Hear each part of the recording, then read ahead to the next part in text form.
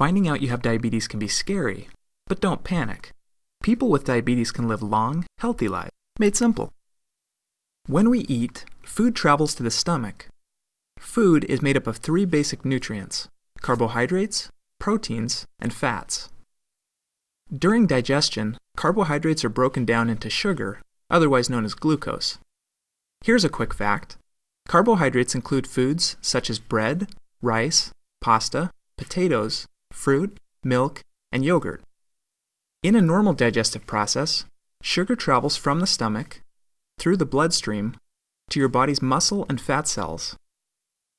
However, sugar can't enter these cells without the help of a special hormone called insulin, which is produced by the pancreas. Insulin acts like a key, unlocking the doors to the muscle and fat cells and allowing the sugar to enter. The cells then use this sugar as fuel to provide energy for the body.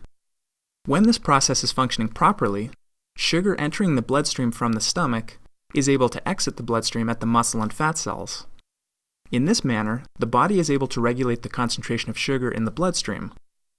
Now let's see what happens in a person with diabetes. Sugar enters the bloodstream, but one of 2 things happens. Either the pancreas does not produce a sufficient quantity of insulin to match the sugar entering the bloodstream, or the body cells do not respond to the insulin that the body is producing. In both cases, the result is the same. Cell doors remain closed, causing sugar to get backed up in the bloodstream. As a result, blood sugar levels rise.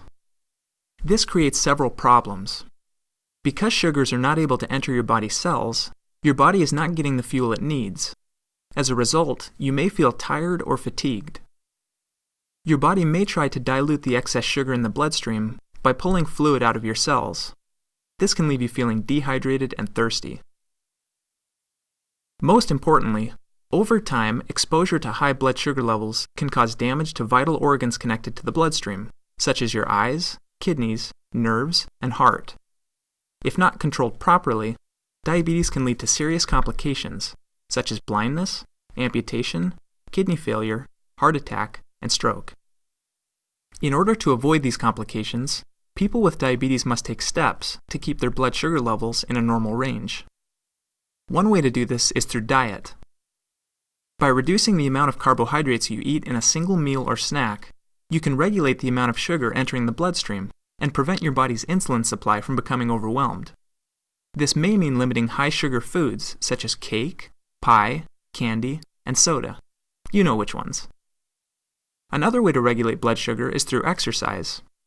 Physical activity makes your body's muscle and fat cells more receptive to insulin. In other words, those muscle and fat cells that wouldn't open before, now they will. Finally, your doctor may prescribe oral medications to increase your supply of insulin, regulate the amount of sugar entering the bloodstream, or make your body's cells more receptive to the insulin your body is producing. In some cases, insulin shots may also be necessary. Okay, let's review. We've talked about what diabetes is, a condition where either the body does not produce enough insulin, or the body cells are not receptive to the insulin being produced.